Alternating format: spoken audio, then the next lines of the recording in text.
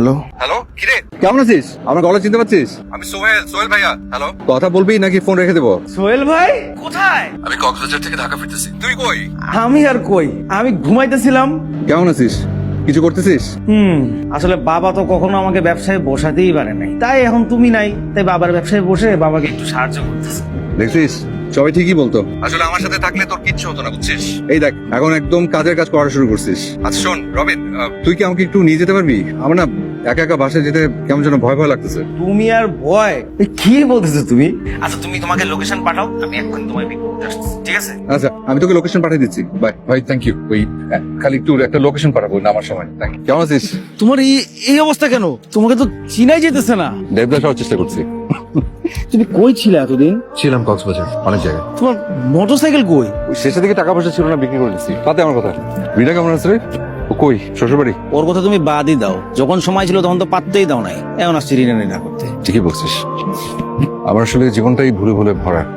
না পারলাম নিজে সুখী হতে, আর না পারলাম অন্য কাউকে সুখী করতে। তো বুঝছি, চলো গাড়িতে উঠি, বাসে যাই, চলো লেটস গো। আসো আসো আসো। কাছে দেখো কে আসছে। কিভাবে হাঁ করে তাকিয়ে আছো কেন? নিজের ছেলেকে চিনতে পারছো না?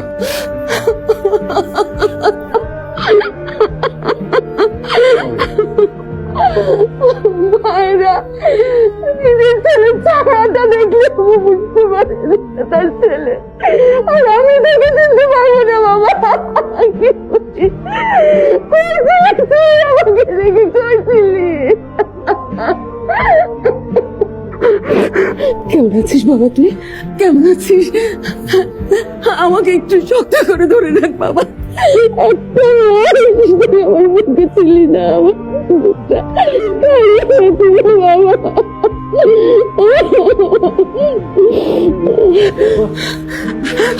বাবা কেমন আছো?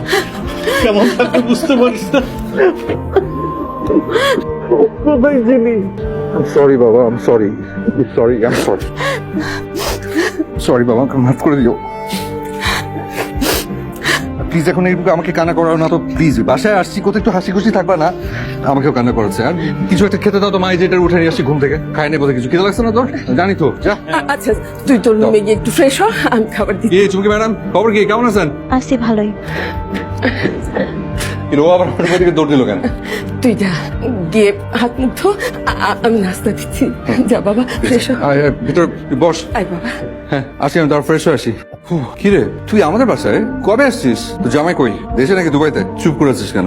তুই গেছুন বাদ দিয়ে আমার মেয়ে কি করিস? কি কি বলি বুঝি নাই। বলেছি ছাগল একটা। তুই বেয়াদবের মতন গালি দিয়ে কথা বলছিস কেন? তোমার কপাল ভালো যে তুমি আমার থেকে বয়সে বড়, তাই গালি দিয়েছি, নাহলে কষে একটা থাপ্পড় দিতাম। কি? আরে, আর শোনো, এই রুমটা কিন্তু আগে শুধু তোমার ছিল, এখন থেকে এটা আমারও রুম। ওর রুম মানে? রবিন, আয় রবিন। আমি দেখছি না। রবিন, এই তুই এখানে? রবিন, আচ্ছা কি ঘটনা কি বলতো? আমি তো কিছু বুঝতে পারতেছি না। রিনা কি এসব উল্টো পাল্টা বলতেছে এটা নাকি ওরা আমার রুম। আমি তো বুঝতে পারতেছি না কি কাহিনী। আচ্ছা তুমি টেনশনে নিও না, আমি তোমাকে সব খুলে বলতেছি, কিন্তু তার আগে আমি কানে ধরে মাফ চেয়ে নিতেছি, কারণ তোমার অনুমতি ছাড়া আমি একটা ঘটনা ঘটাই ফেলবো। কি ঘটেছিস? মানে ওই যে তুমি ওই দিন রাতে চলে গেলে না, চলে যাওয়ার পরে আমি রিনার কাছে দেখা করতে চাই, ওকে সবকিছু খুলে বলবো। কাঁথেটা নিজের ভালোবাসার কথা বলতে পারলো না, এভাবে চোরের মতন পালিয়ে গেল। আরে বাবা এত কান্না করিস না তো, থাম। কাঁদবো না তো কি করবো? আমি সোহেলকে ছাড়া আর কাউকে বিয়ে করবো না। আমার মাথায় না একটা প্ল্যান আসছে। কি প্ল্যান?